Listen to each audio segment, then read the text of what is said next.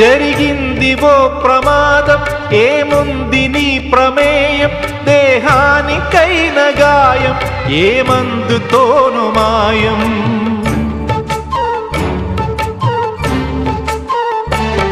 విలువైన నిండు ప్రాణం మిగిలుండటం ప్రధానం, అది నిలిచినంత కాలం సాగాలి నీ ప్రయాణం. స్త్రీల తనువులోనే శీలమున్నదంటే పురుష స్పర్శతోనే తొలగిపోవునంటే, ఇల్లాళ దేహాలలో శీలమే ఉండదనా, భర్తన్న వాడెవడు పురుషుడే కాదువనా. శీలం అంటే గుణం అనే అర్థం.